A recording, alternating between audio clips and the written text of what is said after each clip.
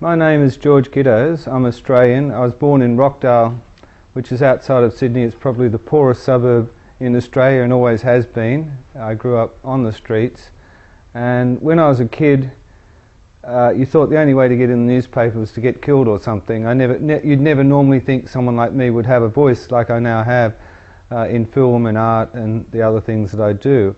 But when I was just 18, I came to America because I was worried about the civil rights movement. I came to America to start as a photojournalist, filmmaker and artist to document that part of history. It was an incredible time.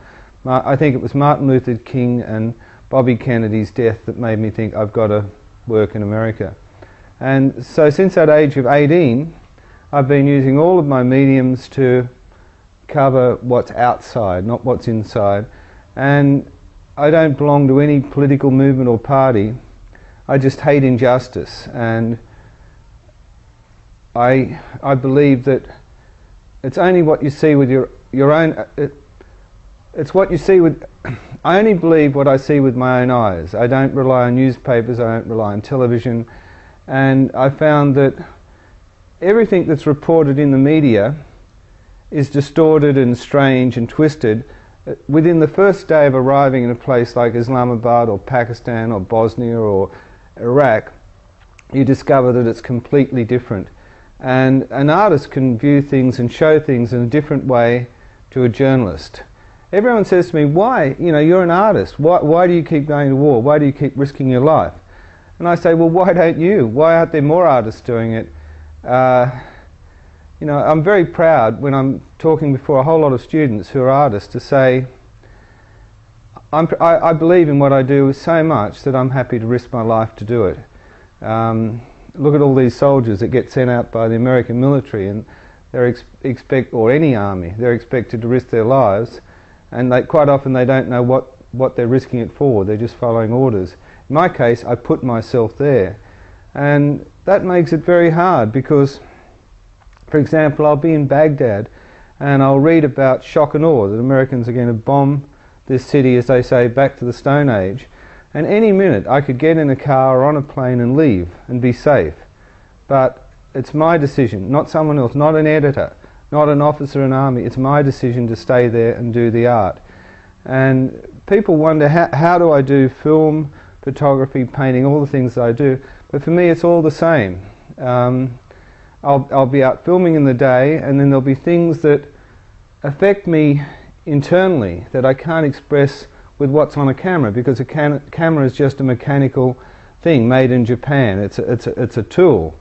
So I come back and I write and I do my drawings, and they're from my heart. That's the way I felt. That's how it is to be in these situations. And so really my work defines the limits of what you can do with film.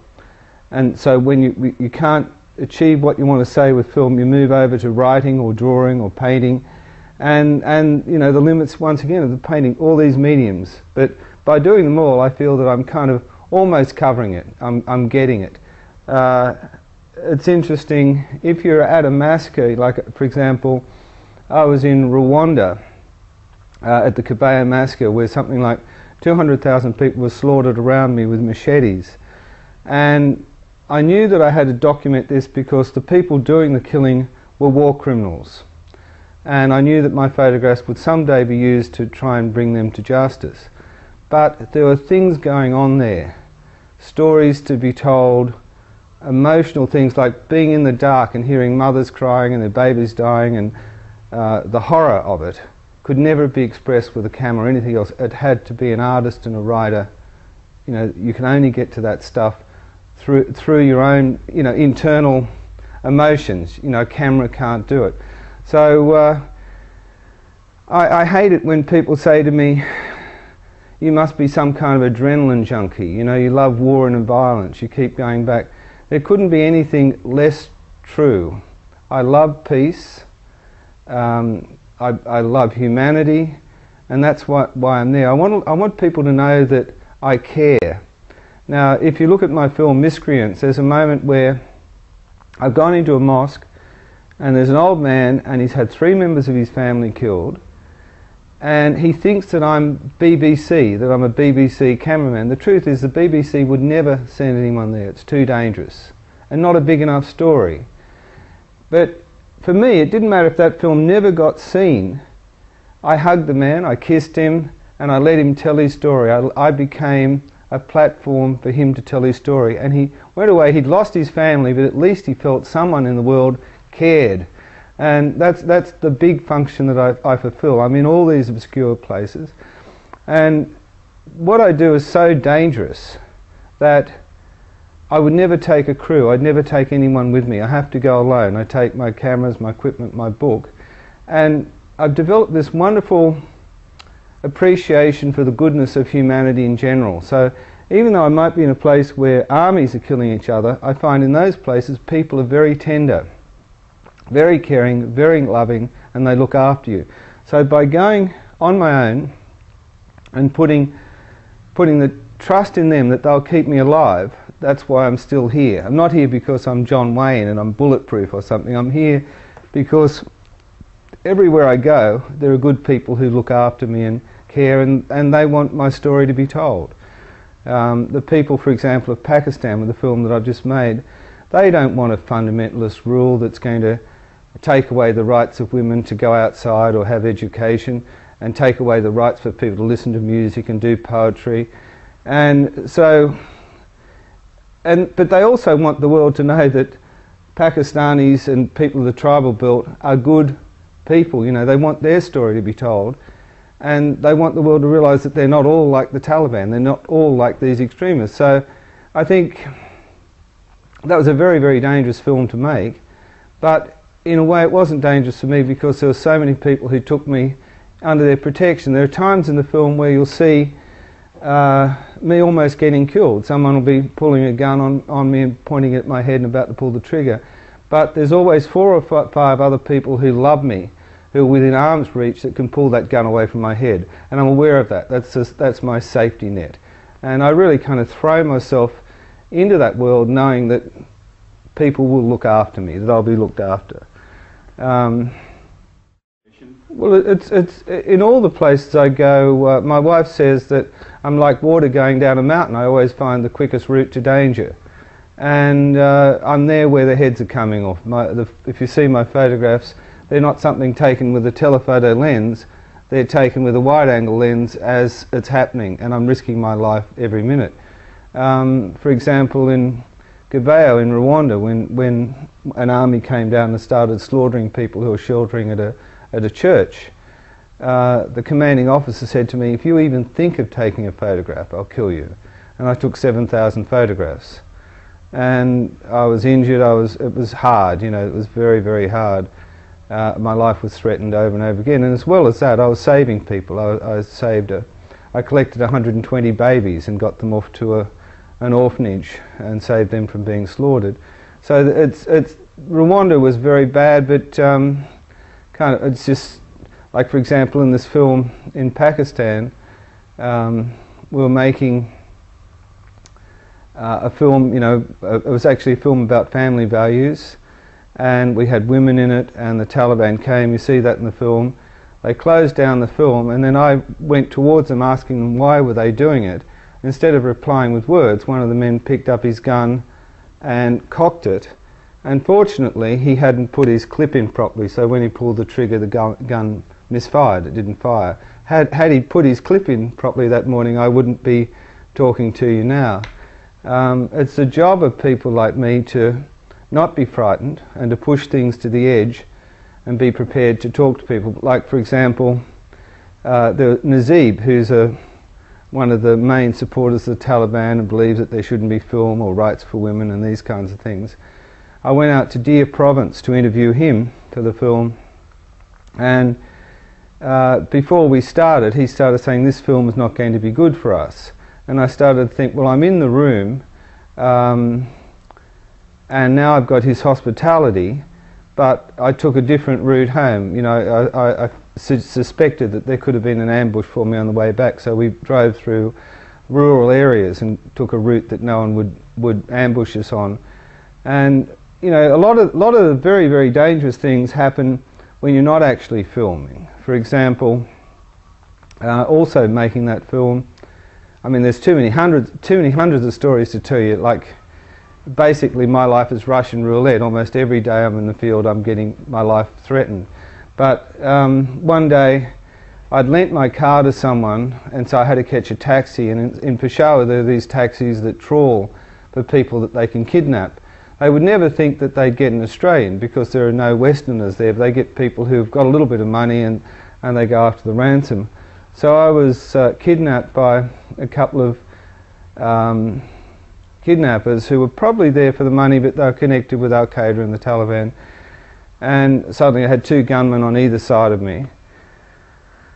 And I was just very calm, and I explained that I give talks at Peshawar University on Islamic history and you know how important it is to be a bridge, and I mentioned all the professors at the university I work with and then the families that love me. And gradually the kidnappers realised that if they hurt me, the sky would fall on them. Not from the Americans or someone or the CIA or ISI or any of these organisations, but just from the people that they live with in Peshawar. And my people would get them, you know. So they took me back, and I had an apology. But like that's how it is, you know. It's you know, yeah. And constantly I'm going to the front line of fighting with soldiers and dodging bullets as much as any soldier does. But I haven't got a gun. I've just got my camera. I think painting is very, very important, and you see this, like all the paintings are based pretty well on drawings that I do in the field. And normal people think that if you're taking film with a movie camera or a still camera, that you can be a bit like a vulture, preying on their misery. But if you actually sit down and you draw someone, children will come from everywhere. Everyone loves to watch someone draw. And what are you doing? You're exposing your inner self when you draw. You know, the people when you take a photograph can't see what's inside the camera. And when they're looking at this drawing, they can see how you see them. And, you know, I see them with a lot of love, and they see that love. And then I turn these drawings later into paintings.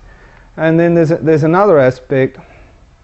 Quite often, there are two kinds of drawings. There are the drawings that I'll do of victims and children, hurt people. Quite often I'll have called for assistance because someone's been shot or wounded, and as a way of calming them, I'll draw them. And that makes them feel special. It's like a hairdresser doing a hair or something. You've got all your focus on them, and once again it's a way of showing that you care. Usually I have to do two drawings. I have to give one to them and keep one myself, almost always.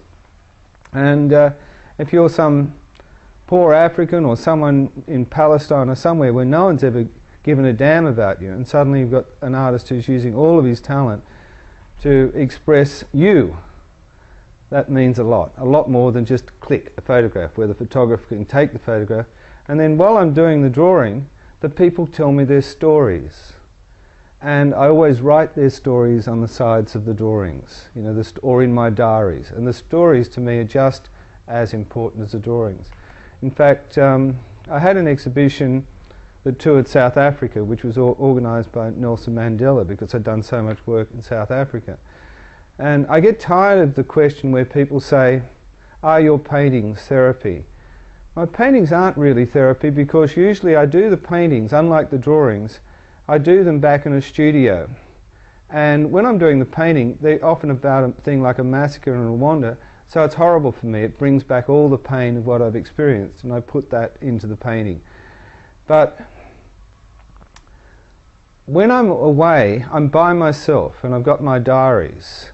And so I was in this gallery, I think it was in Durban, and some wonderful school teachers, they're all black kids, all black Africans, were there, and the children were saying to me, are your paintings therapy? And I didn't want to say no, they're not. And then suddenly this big, beautiful, wise old lady who was standing there, who'd been watching and listening, she helped me out of my dilemma, and she said, I know it's not the paintings, it will be the writing. You must write. And I said, yes, I write.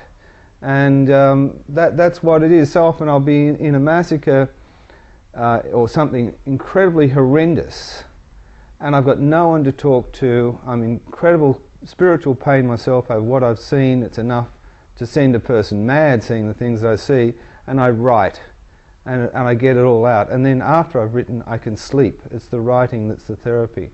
But I've loved painting since I was a child, and you know, my greatest pleasure is to visit museums and see art, and I'd like to feel that I created some paintings that people could go and see in museums, and instead of it, say, being Matisse, which is about luxury and wealth, I'd like my paintings to be about the troubles of people in places like Northern Ireland, the poorest areas of Belfast, or Somalia or Cambodia. I just want to place art about those kinds of subjects in these museums, which are normally about luxury and decoration and investment and that kind of stuff. Like, my paintings don't sell. No one's ever going to buy Gittoes put on their wall as a decoration. The few people who have ever bought my work and put them on the walls, everyone who comes to their house says, "We couldn't live with that. How can you live with that?" And so yeah, I think it's very important to do art that is about the human condition, and says that artists are not put on this world to create investment product or to create decoration, or as I call it, to create flat wall furniture. Artists are here to look at what it is to be human and why we do what we do. Do that? Well, I think it's a spiritual thing. I made Bullets of the Poets in Nicaragua because I was attracted to Nicaraguan poetry, Ernesto and the Sandinista poets. They called themselves the externalist poets. And I fell in love with Central America. I could imagine, if it was a perfect world and I could say where I would like to spend my last days, it would be somewhere in Central America. I just love it. And it's this combination of... Do you know Central America? Well, I know Nicaragua and El Salvador and those places. I want to know more about Central America, but I put a lot. I risked my life a lot in Nicaragua during that revolutionary period when they were fighting the Contra. So I have a deep attachment to it. So for the last, since I last worked in Nicaragua in 1986, I haven't been back there for 14 years. Wait a minute, it's longer than that. 1986. I haven't been back there for almost, 24 years. It's a long time, isn't it? 1986. Yes. For more than 24 years. 24 years. No, it's 24 years. Yeah. So my son was just born before I went off to make Bullets of the Poets. So it's my time away from Nicaragua and the Central America is as long as my son's life. Anyway, I've just, so many things are now happening, like Chavez in Venezuela interests me. Why Venezuela interests you? Well, one of the main reasons is that in a lot of places, the best peacekeepers in places like the Congo, who've had the deepest thoughts and have been most effective, Western Sahara, have been Venezuela, and we've become very good friends. And so that's, you know, when you're at war with someone in dangerous situations, you get very close to them and their country and their thoughts and their philosophy, and I've always loved it. So there's that, but I think the revolution that's happened in Venezuela, obviously I've got to cover it at some point. As I can't have covered Polisario and the IRA and the Khmer Rouge and Mandela and the ANC. I can't ignore Venezuela. Venezuela can't be ignored. I have to work in Venezuela at some point. But before I can do that, I've got to finish covering this terrible war in Afghanistan.